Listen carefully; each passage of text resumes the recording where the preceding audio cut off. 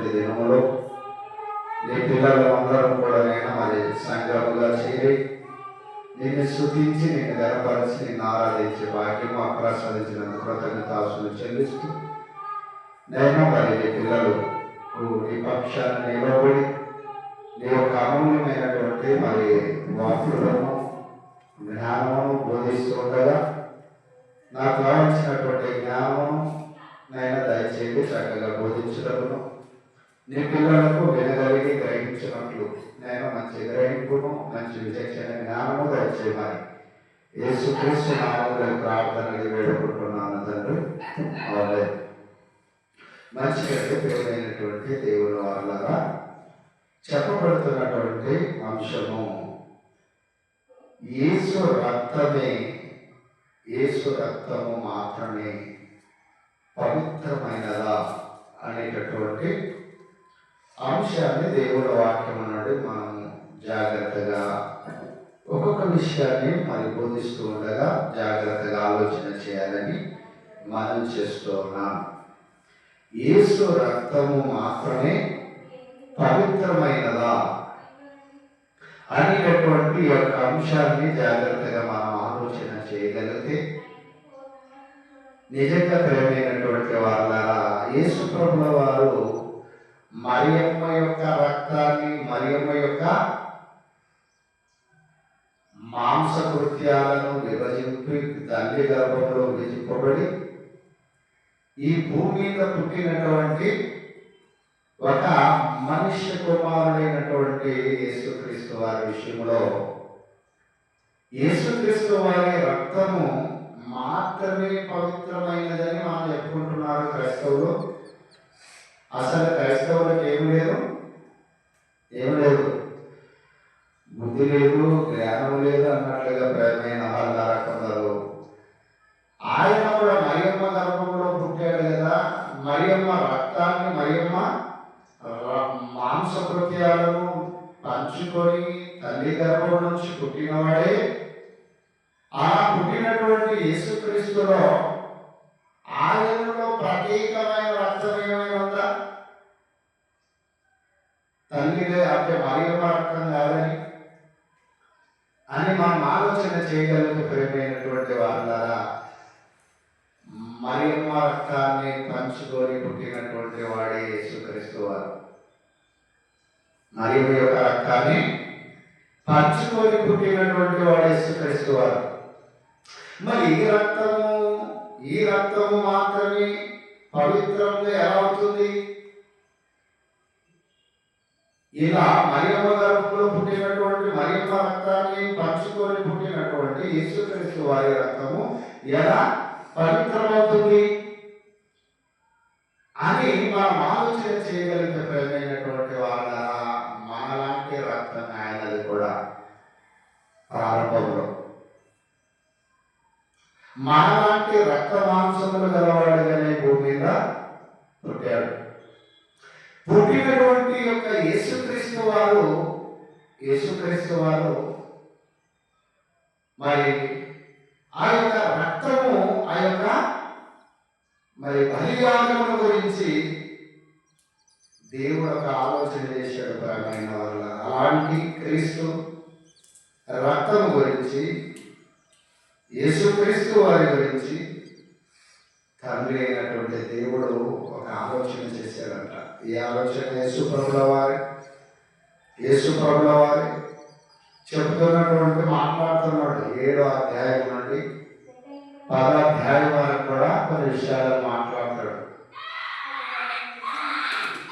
అలా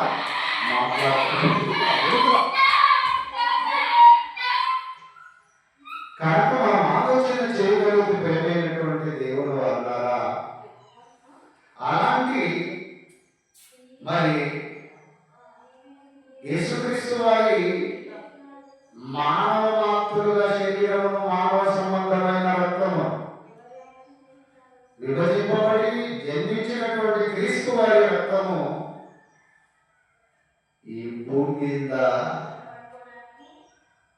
యేసు ప్రభు పుట్టి పెరిగి నడియాడి కొన్ని సంవత్సరాల తదనంతరం ఈ భూమి మీద ఆ రక్తమును నడిచి ప్రతి మనిషిని దేవుడి దగ్గరికి తీసుకురావడానికి, దేవుడితో సమాధానపరచడానికి, దేవుడితో ఏకీభవించడానికి క్రీస్తు వారి రక్తమే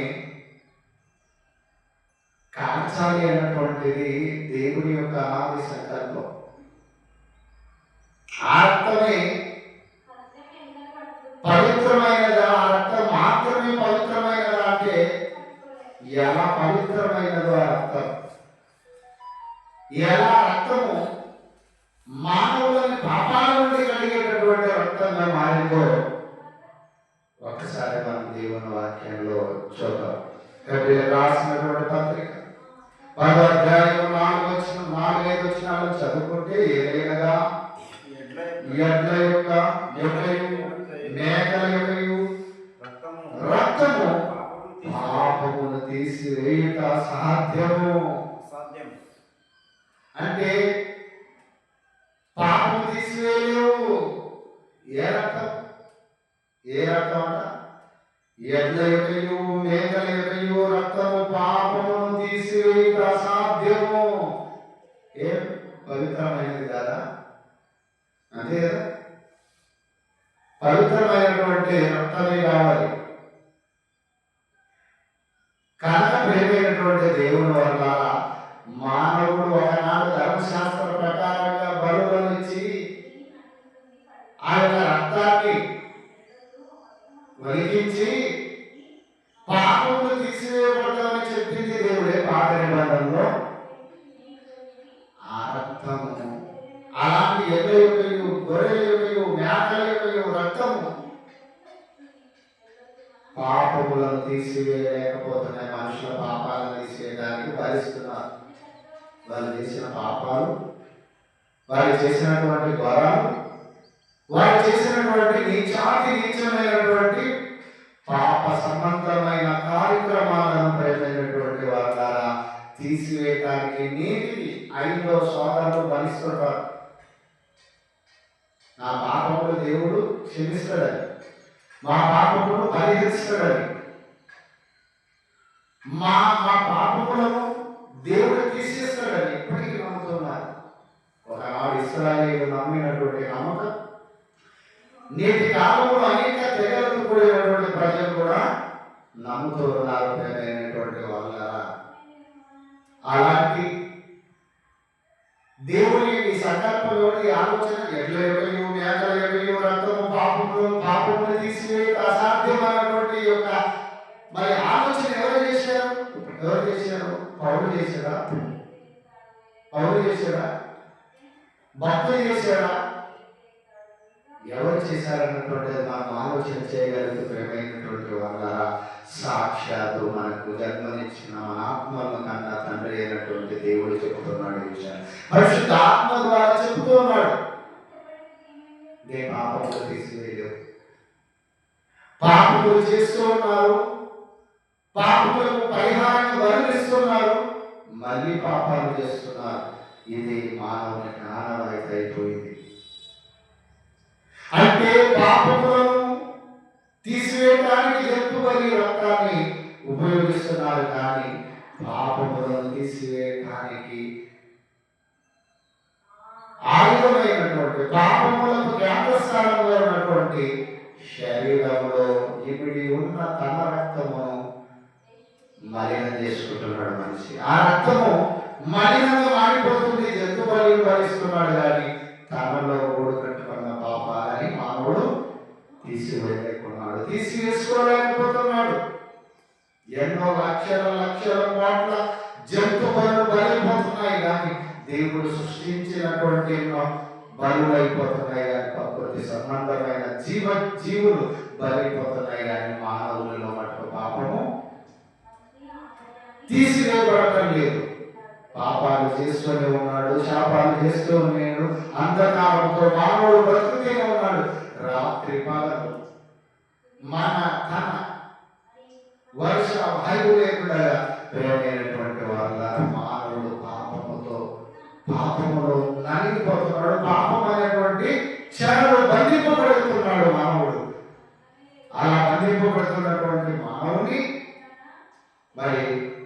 యొక్క ఎడ్ల రక్తము కానీ, మేకల రక్తము కానీ, జంతు బలి రక్తము కానీ పాపములను తీసివేయక సాధ్యము. 5వ వచనం, కాబట్టి ఆయన ఈ లోకమందు ప్రవేశించినప్పుడు యేసుక్రీస్తు వారు మాట్లాడుతున్నాడు. కాబట్టి ఎడ్ల యొక్క రక్తము, మేకల యొక్క రక్తము పాపముల నుండి తీసివేయక అసాధ్యం కనుక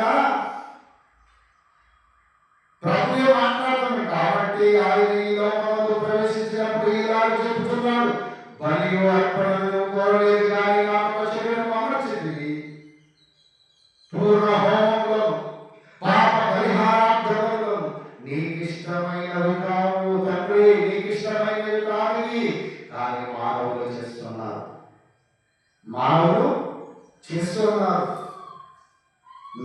ఈ లోకమందు ప్రవేశించి బలియు అర్పణను కోరలేదు. మరి ఎవరు కోరారు? కోరలేదన్నాడు. ఎవరు కోరారు?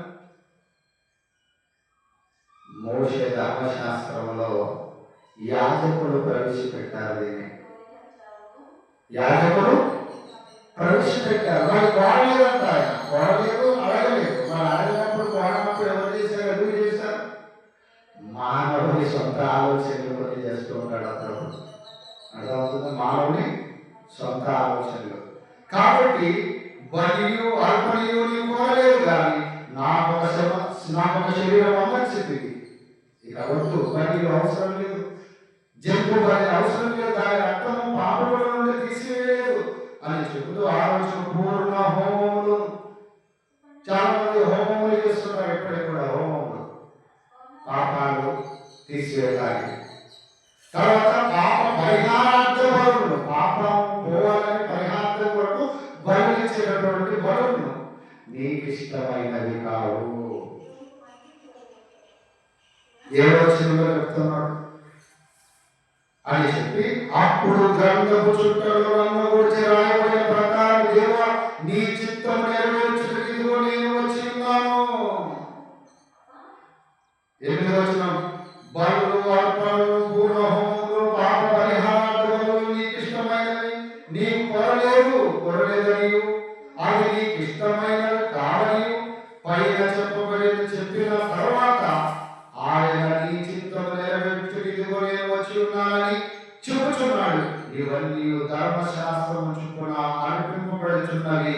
రెండవ దానిని స్థిరపరచుటకు మొదటి దానిని కొట్టివేయటానికి దేవుడు ఇక జంతు బలి అవసరం లేదు.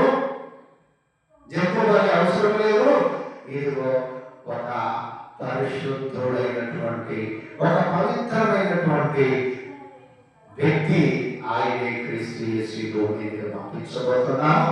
ఆయన కొత్త నిబంధన తన రక్తము కాల్చడం ద్వారా కొత్త నిబంధన నిర్మితమవుతుంది. ప్రేమైన కొత్త నిబంధన. పాత నిబంధన కొట్టివేశాడు. ఎందుకు కొట్టేశాడు? వాళ్ళు ఇస్తున్నారు, రక్తాలు కాలుస్తున్నారు, జంతు బలి బలిస్తున్నారు, రక్త హోమములు చేస్తున్నారు. పాపాలు మానవుని తీసివేయలేకపోతున్నాయి. ఆ రక్తము పాపాలు తీసివేయలేకపోతున్నాయి మనిషిలో ఉన్నటువంటి పాపాలు. కానీ పాపాలు తీసివేయడానికి ప్రేమైనటువంటి దేవుడు ద్వారా యేసుక్రీస్తు వారి భూమి మీదకి రావాలి. ఆయన కొత్త నిబంధనను స్థిరపరచాలి, కొత్త నిబంధనను ప్రవేశపెట్టాలి.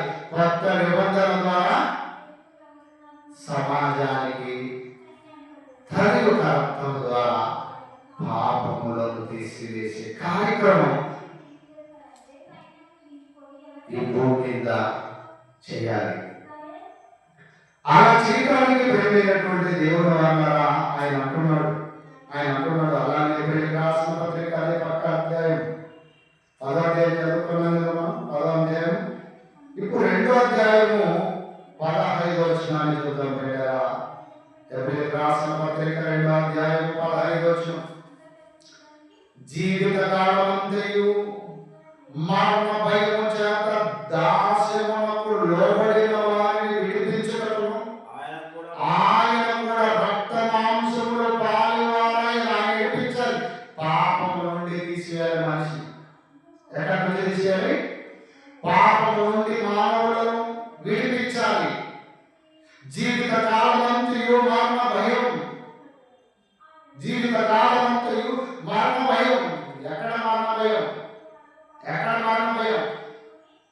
ఈ శరీరం అన్నటువంటి హేతువు ద్వారా, శరీరం అన్నటువంటి కారణము ద్వారా, శరీరము ద్వారా మానవుడు ఏం చేస్తున్నాడంటే పాపాలు చీకములు నీతి మీరిపోతున్నాడు, ఎక్కువైపోతున్నాయి. మానవుడిలో పాపము ఏలుతుందట, పాపం ఏలుతుందట. మానవుడి యొక్క దేహం ఏమవుతుంది? జీవితకాలం జీవాలను చేత దాస్యమునకు లోబడిన వారిని దాసులుగా మారిపోయారు. దేనికి మారిపోయారు? దాసులుగా మారిపోయారట, దాసత్వంలో మారిపోయారట. దేనిలో మారిపోయారు? శరీరం అన్నటువంటి అదే శరీరము మనిషిని ఏలుతుంది. శరీరానికి దాసత్వం అయిపోయాడు మనిషి. ఒక మాటలో చెప్పాలంటే శరీరములకు దాసం అయిపోయాడు. శరీరములో నుండి పుట్టేటటువంటి కోరికలు, శరీరంలో నుండి కలిగేటటువంటి ఏంటి చూడండి. గళితీయులకు రాసిన పత్రిక 5వ అధ్యాయం తీస్తారా? గళితీయులకు గళితీయులకు రాసినటువంటి పత్రిక 5వ అధ్యాయం 19 నుంచి మనం చదువుకోగలిగితే చదువుతాం. 19 వచ్చిన నుండి శరీర కార్యములు, శరీరంలో దాసం అయిపోయాలన్నటువంటిది మనం చదువుకున్నాం కదా. ఇప్పుడు ఎబ్రిల్ రాసిన పత్రిక 2:15లో ఆ యొక్క మరి జీవిత కాలమంత్రులు మరణ భయం చేత దాసమునకు లోబడిన వారిని, దాసత్వములో లోబడిన వారిని విడిపించటానికి ఆయన కూడా రక్తము మాంసము శరీరము ధరించుకొని కన్యక గర్భములో నుండి భూమి మీదకి రావాల్సిన ఆవశ్యకత వచ్చింది. ఎందుకు వచ్చింది? యేసుప్రభు భూమి మీదకి అవసరం ఎందుకు వచ్చింది? చాలా మందికి తెలియదు. యేసుప్రభు భూమి మీదకి ఎందుకు వచ్చాడని పండుగ చేసుకుంటున్నాడు. యేసుప్రభు పుట్టాడని కొత్త బట్టలు వేసుకుంటున్నాడు, హ్యాపీ క్రిస్మస్ చేస్తున్నాడు, సపోజ్ క్రిస్మస్ చేస్తున్నాడు, అన్ని చేస్తున్నాడు. కానీ యేసుప్రభు ఎందుకు భూమి మీదకి వచ్చాడో పూర్తి వివరణ తెలుసుకోలేని గుడ్డి వారైన క్రైస్తవులు. ఎవరంటే గుడ్డి వారైన క్రైస్తవులు. గుడ్డివాడికి త్రోవ చూస్తే ఎవరు కొడతారన్నాడు యేసుప్రభు? ఇద్దరు గుంటలో పడతారా అన్నాడు యేసుప్రభు.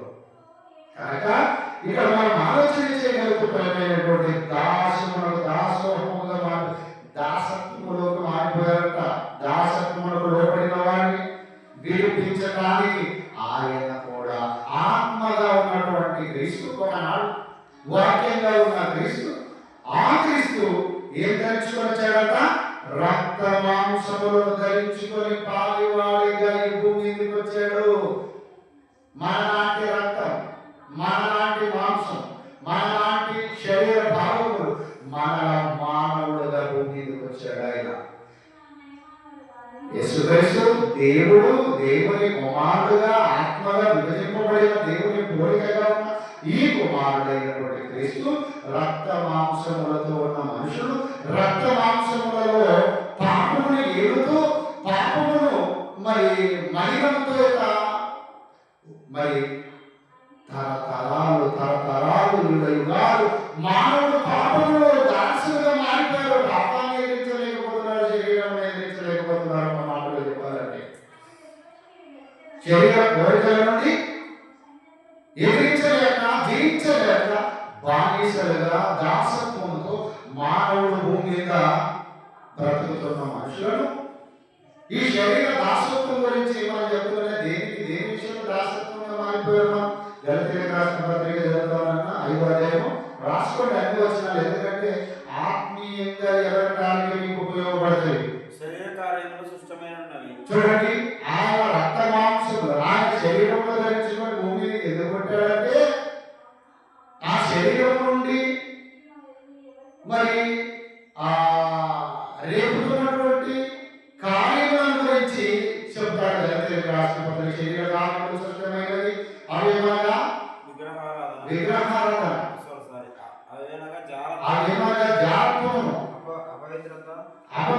ఇది కాకపోతే లైంగిక వాంఛలు. జారత్వం అంటే కామతత్వము, విగ్రహారాధన, వ్యభిచారములు, ద్వేషములు, కలహములు, మత్సరములు, క్రోధములు,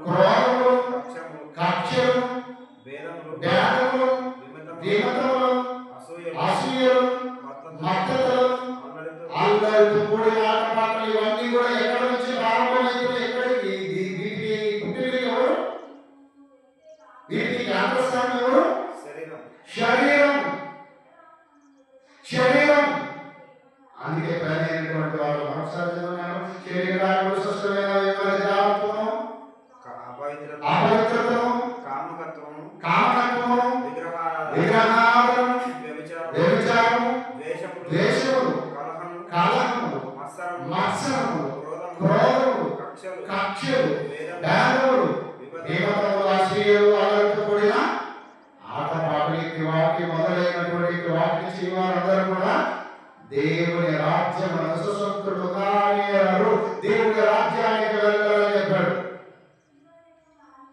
ఇట్టి వాటిని అనుసరిస్తున్నవారు ఇట్టి వాటి చేత శరీరం అన్నటువంటి ఏలిక ద్వారా ఏలబడుతూ మానవుడు మూలకొచ్చు.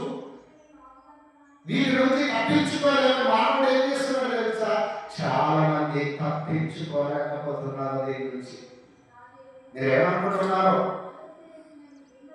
శత్రు సైన్యాన్ని ఓడించడానికి విరంగులను, బాంబులను, హైడ్రోజన్ బాంబులను, అణుబాంబులను, మానాయుధాలను ఎన్నో ఉపయోగించి శత్రు సేనను చేయిస్తున్నాడు. కానీ ఏలికల సింహాసనాల మీద ఏలుతున్న రాజులు సైతం దేనికి బానిసలైపోయారు? దేనికి బానిసలు? శరీరమునకు బానిసలు. శరీరము ఏలుతుంది. నేను ఏలుతున్నాను, పరాయి దేశాన్ని, పరాయి ఇంటిని, పరాయి మనిషిని అనుకుంటున్నావు. నిన్ను నీవు ఏలలేకపోతున్నావు. నీ శరీరము నీలను విజయాన్ని సాధించలేకపోతున్నావు. అందుకే ప్రేమైనటువంటి దేవుడు అన్నారా, ఆయన రక్త మాంసములు గలవాడు రావాల్సిన అవసరత యేసుక్రీస్తు ఎందుకు వచ్చిందో తెలుసా? మానవుడు పాపము నుండి జయింపబడడానికి, పాపము నుండి విడిపించడానికి. ఏ శరీరం అయితే దాసోహముతో చేసుకుందో సర్వ మానవాళి, ఏ శరీరం అయితే పాపమైనందుకు మానవుని ఏలుతుందో ఆ శరీరంతో నేను వస్తాను భూమి మీద అన్నాడు యేసుతో. నేను వస్తాను, నేను వస్తాను, బాగా ప్రేమైన వాళ్ళు, నేను వస్తాను భూమికి. మీలాంటి శరీరమే, మీలాంటి రక్తమే, మీలాంటి మాంసమే, మీలాంటి ఎముకలు, మీలాంటి ఆహారం, మీలాంటి మానవ మనిషి పుట్టుక ద్వారా పుడతాను నేను. పుట్టి ఈ భూమి మీద నేను ఆ శరీరం ఎలా ఓడిస్తానో చూడాలని అన్నాడు దేవుడు యేసుక్రీస్తు. ఏంటి ఎన్ని చదువుతున్నాం నేను ఇప్పుడు? మనం సుమారు 18 నుంచి 19 నుంచి చదువుతున్నాం. ఎన్ని ఉన్నాయి?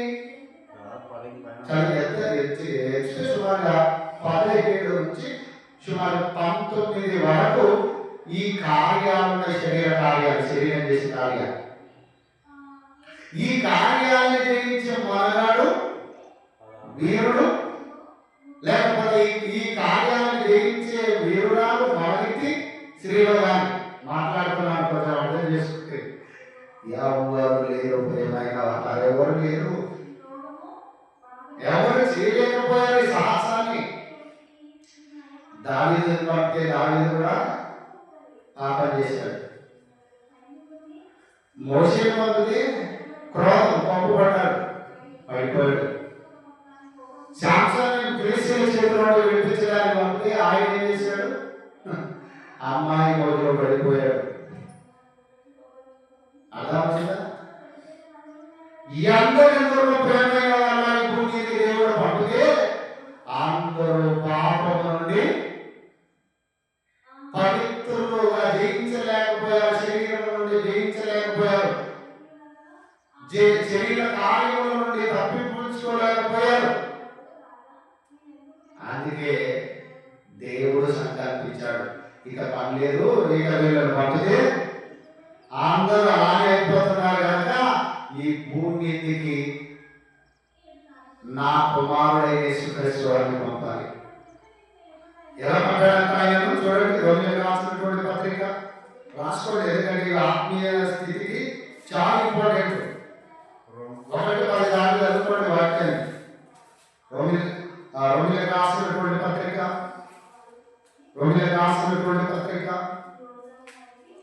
8వ అధ్యాయము 4వ వచనాన్ని చూద్దాం ప్రియులారా. ఇప్పుడు దేవుడు ఆయన రక్త మాంసములలో పాలివాడిగా కన్యక గర్భములోకి పంపించి ఈ భూమికి ఎలా పంపించాడంట? 4వ వచనం దేవుడు తన సొంత కుమారుని పాప శరీరాకారముతో పంపి ఆయన శరీరమందు పాపములకు శిక్ష విధించెను. ఎలాంటోడు కావాలి దేవుడు, ఎలాంటోడు కావాలి బ్రహ్మైన యేసుక్రీస్తు అని ఎలాంటి శరీరంతో ఉంటాడంట? యేసుప్రభు శరీరం మాలాంటి శరీరం ఎప్పుడైనా వల్ల యేసుక్రీస్తు రక్తం మానవ సంబంధమైన రక్తమే. కానీ ఈ రక్తము, ఈ శరీరము, ఈ శరీర కార్యములను ఈ భూమిలో ఎవరు జయించలేకపోయారు, దాని నుండి ఎవరు తప్పించుకోలేకపోయారు, దేవుణ్ణి 100% మహిమపరచలేకపోయారు, సంతోష పెట్టలేకపోయారు కనుక తన సొంత కుమారుని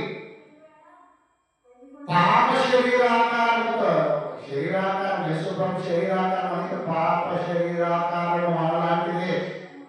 ఇలా మనం చెప్పుకున్నాం కదా, గలతీయులకు రాసిన పత్రికలో ఉన్నటువంటి శరీర కార్యములన్నీ కూడా యేసుప్రభుని కూడా అటాక్ చేసి పోయి చేసుకోబడ్డారు. ఏమన్నా ఆయన కూడా చేశారు. నువ్వు దేవుడి కుమారుడు అయితే ఎందుకు ఆకలి కొన్నావు? శరీరం నుంచి బలహీనపరచడానికి సాతానుడు శరీరానికి సంబంధించిన ఆహారాల గురించి జ్ఞాపకం చేసి శరీర విషయంలో మరి తప్పిదను గుర్తు చేస్తూ, శరీరానికి ఉన్నటువంటి ఆకలిని గుర్తు చేస్తూ, శరీరానికి ఉన్నటువంటి మరి ఆశలను గుర్తు చేస్తూ ఆ శరీరం అన్నటువంటి ఆయుధం ద్వారా సుప్రభుని పడగొట్టాలని చూస్తుంది అపవాది. ఆయన ఉపవాసం అన్నప్పుడు ఏమంటాడు? మానవుడు రొట్టె వల్ల మాత్రమే కాదు, నేను చచ్చిపోయినా చచ్చిపోతాను కానీ మనకుందే కాబట్టి నిశ్చయత, నిబద్ధత. నువ్వు దేవుడి కుమారుడికి రాళ్ళను రొట్టెలామంటే అవుతాయి, తినచ్చు కదా, ఎందుకు శరీరాన్ని నలగొట్టుకుంటున్నావు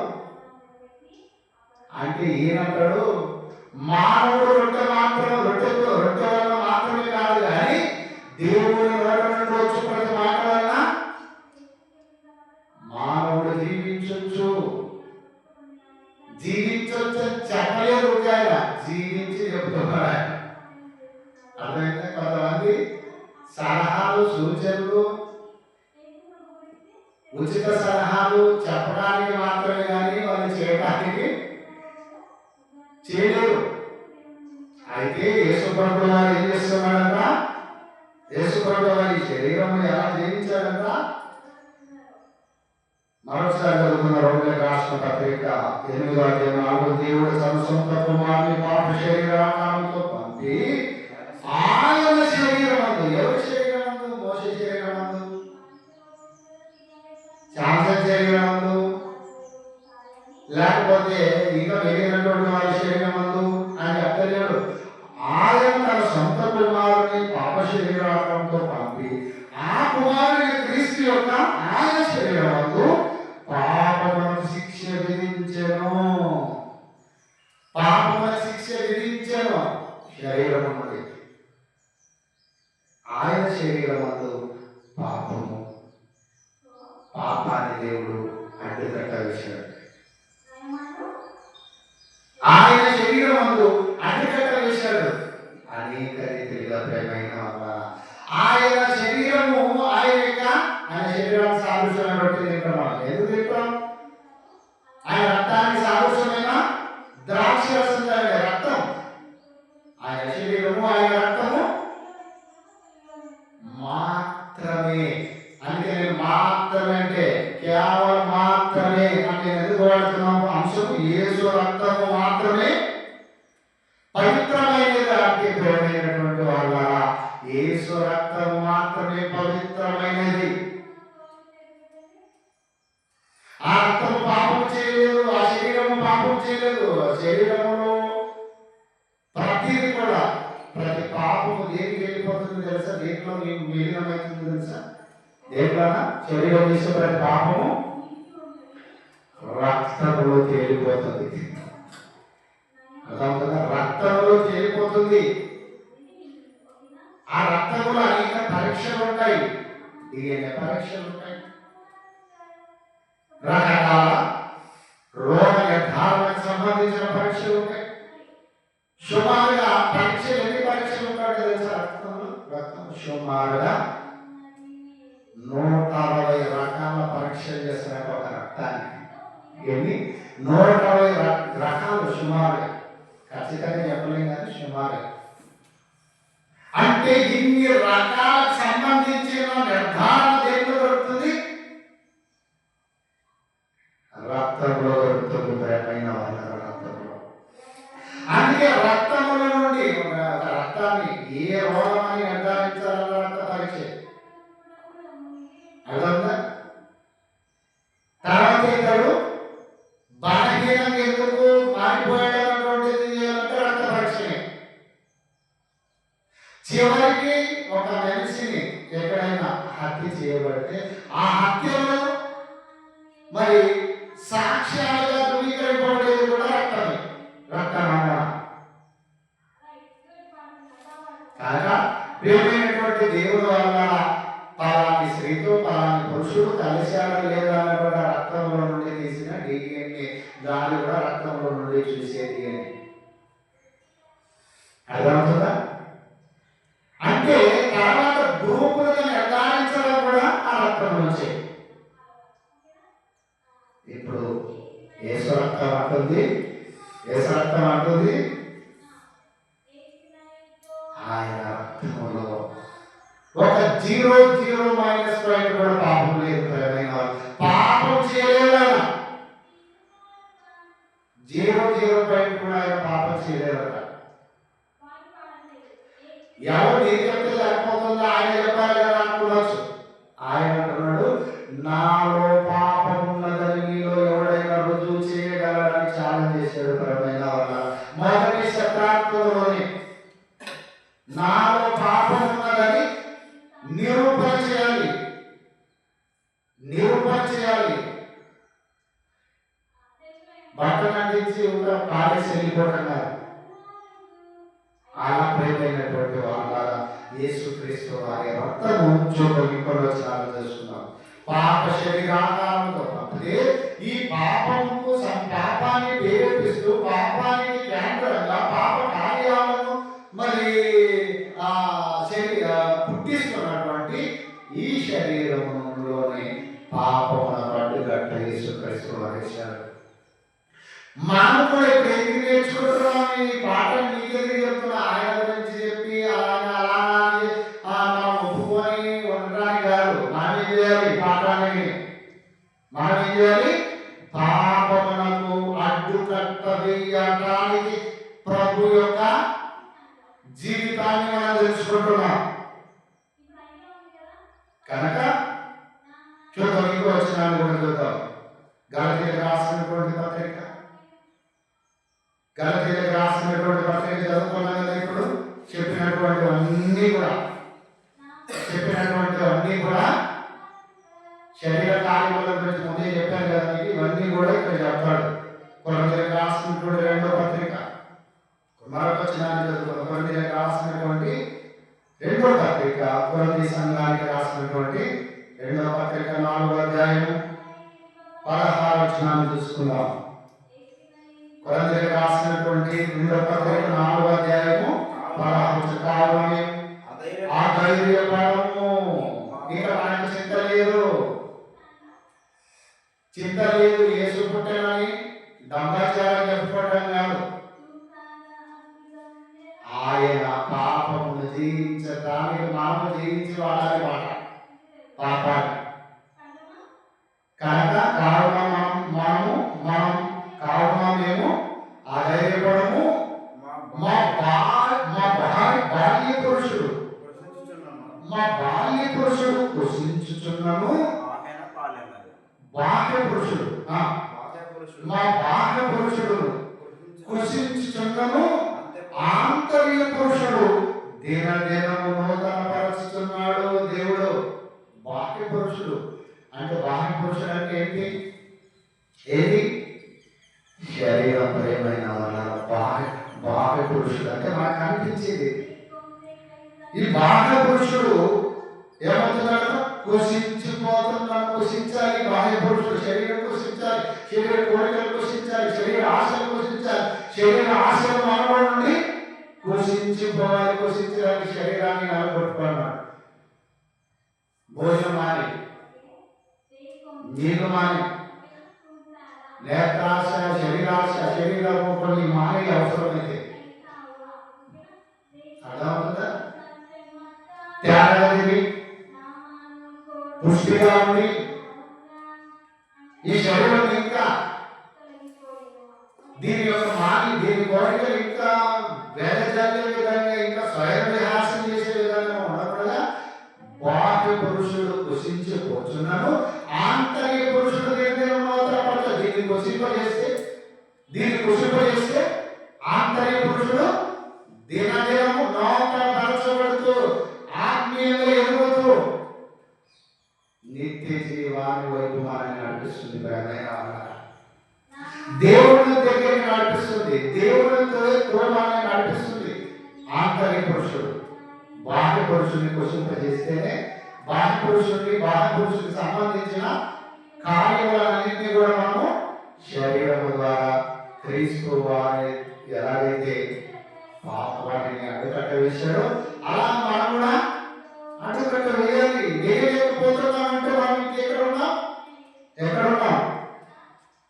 శరీరం అన్నటువంటి శరీరం ఊచులో బానిసలుగా గిలగిల కొట్టుకుంటున్నారని చెప్పగలరు.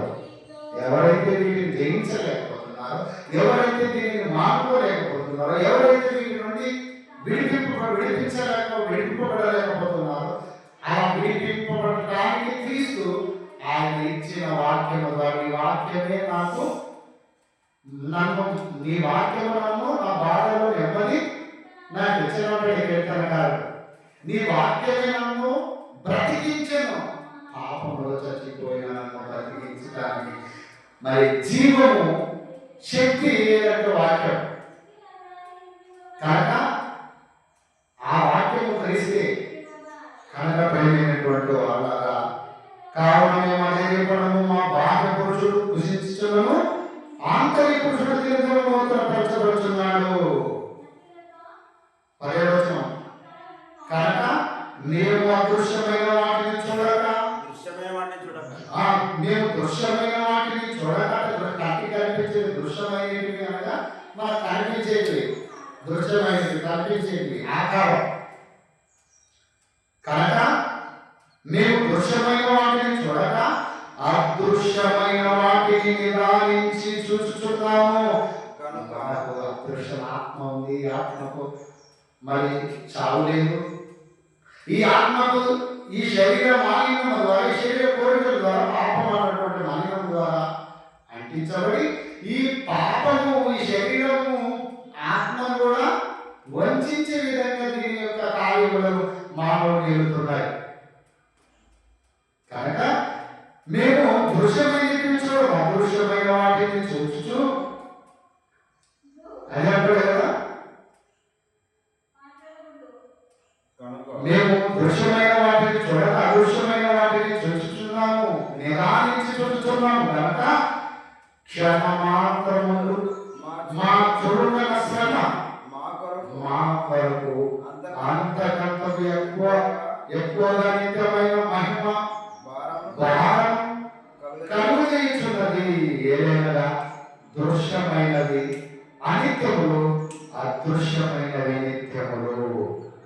దీని గురించి ఆలోచన చేయగలిగినటువంటిది మనకు ప్రభు చేస్తున్నాడు. ప్రేమైనటువంటి వారా, అలాగే యోహాను గారు రాసినటువంటి సువార్త, యోహాను గారు రాసినటువంటి సువార్త 6వ అధ్యాయాన్ని కూడా చదువుకొని ముగించుకుందాం. యోహాను గారు రాసినటువంటి సువార్త 6వ అధ్యాయము చూడండి. 6వ అధ్యాయము 63వ వచనంలో చదువుకుందాం. 63వ వచనం. ఆత్మయే జీవింపజేయుచున్నది, శరీరం కేవలం నిష్ప్రయోజనం. ఆత్మయే జీవింపజేస్తూ నిత్యం మానవులు బ్రతికించాలన్నా దేవుని దగ్గర మరి బ్రతికి జీవించాలన్నా ఆత్మయే ప్రాముఖ్యమైనటువంటి పాత్ర. శరీరం కేవలం నిష్ప్రయోజనమైనటువంటిదిగా మనకు చెప్తాడు. అదే అపోస్తల కార్యములు 20వ అధ్యాయం 28వ వచనాన్ని చూసుకుందాం పిల్లరా. అపోస్తల కార్యములు 20వ అధ్యాయము 28వ వచనాన్ని చదువుకుంటే చూడండి. దేవుడు తన స్వరక్తం ఇచ్చి దేవుడుగా మారిపోయాడు. ప్రభు యేసుక్రీస్తు వారు దేవుడు తన స్వరక్తం ఇచ్చి సంపాదించాడు తన యొక్క సంఘాన్ని. దేవుడు తన స్వరక్తం ఇచ్చి సంపాదించిన తన సంఘమును కాయటానికి పరిశుద్ధాత్మ సేవకుడైనటువంటి మమ్మలను కూడా సేవకుడు కూడా దేవుడు తన స్వరక్తం ఇచ్చి సంపాదించిన తన సంఘమును కాయటం పరిశుద్ధాత్మ. మరి దేవుని ఎందుకు మేము అధ్యక్షులుగా వచ్చామో ఆయా మందరి గురించి మీ మట్టుకు మిమ్మల్ని గురించి జాగ్రత్త పడండి అన్నాడు పరిశుద్ధాత్మ. దేవుడు చెప్తున్నాడు పరిశుద్ధాత్మగా. దేవుడు రక్తాన్ని కాచాడు. దేవుడుగా క్రీస్తు వారి శరీరము దేవుడుగా మారిపోయాడు యేసుక్రీస్తు. దేవుని కుమారుడుగా ఉన్నాడు క్రీస్తు. దేవుడుగా మారిపోయి ఆ శరీరములో పాపము లేదు, ఆ రక్తములో పాపము లేదు, ఆ రక్తములో మరి శాపము లేదు, ఆ రక్తములో పాపమైన సంబంధమైన డాగులు కల్మషము లేనటువంటి పవిత్రమైన రక్తాన్ని క్రీస్తు మనందరి కొరకు కాచాడు. సర్వ మానవాళి కొరకు ఆయన కాచాడు. ఆ రక్తం ద్వారానే దేవుని దగ్గరికి తీసుకొస్తున్నాడు. ఇదిగో నేను బ్రతికాను నా శరీరాన్ని తినండి. ఇదిగో నా రక్తము పవిత్రతను కలిగించేటటువంటిదిగా ఉంది. నా రక్తము పవిత్రమైనది కనుక ఆ రక్తాన్ని ప్రతి ఆదివారము తీసుకుని అని దేవుడు చెప్తే ప్రేమైనటువంటి వాళ్ళ ఆ రక్తాన్ని కొంతమంది తాగుతున్నారు కానీ మళ్ళీ రాకుంటూ తాగుతూనే ఉన్నారు. కానీ ఆయన మరణం ప్రచురం కావాలి అనే ఉద్దేశంతోనే ప్రభు మరణాన్ని, ప్రభు రక్తాన్ని, ప్రభు శరీరాన్ని మనకు ప్రవేశపెట్టాడు. కానీ తీయకుందని త్రాగి రొట్టెలో చక్కెర ఉందని తిని ఆచారబద్ధంగా క్రైస్తవులు అర్థం చేసుకున్నాడు. నేటి వరకు ఎందుకు ఆయన రక్తాన్ని కాల్చాడు, ఎందుకు ఆయన శరీరంగా తీసుకొని మేము తినమన్నాడు. ఒక్క శరీరం అనేకులకు ఇవ్వబడుతుంది, నలగొట్టబడింది. మీ అందరి కొరకు నా శరీరము నలగొట్టబడింది, మీ అందరి కొరకు నా రక్తము కాల్చబడింది. నా రక్తము చిందించవలసిన ఆవశ్యకత వచ్చింది. కనుక దేవుడుగా ఆయన తన రక్తాన్ని ఇచ్చి, పరిశుద్ధమైన రక్తాన్ని ఇచ్చి, పవిత్రమైన రక్తాన్ని ఇచ్చి మనము పరిశుద్ధులుగా చేసుకోవడానికి ఆయన ప్రభు దినములో అందరూ కుటుంబ సమేతంగా వచ్చి దేవుని స్తుతించి ఆరాధించాలని దేవుని యొక్క ఆనాటి సంకల్పం. కనుక ఇంకో మాటను చదువుకోవడం ముగించుకున్నాము. చదువుకున్న ఇద్దరితో ముగిద్దాం. దేవుడు తన స్వరక్తం ఇచ్చాడు. ఎందుకు యేసు ప్రభు దేవుడు రక్తాన్ని ఇవ్వాల్సిన అవసరం వచ్చిందంటే, దేవుడి రక్తంలో ఏముందంటే ఆయన రక్తం మాత్రమే పవిత్రమైన. చాలా వచనాలు ఉన్నాయి, చాలా విషయాలు ఉన్నాయి, కానీ మనం తెలుసుకోవడానికి సమయము లేదు. కనుక ఇక వీలైతే మరొక సమయంలో కూడా పూర్తిగా ప్రతి విషయాలు కూడా మనం తెలుసుకుందాం. కనుక ప్రేమైనటువంటి దేవుడు వాళ్ళరా, యేసు రక్తమే మాత్రమే పవిత్రమైనదా? ఎస్, యేసు రక్తం మాత్రమే పవిత్రమైనది.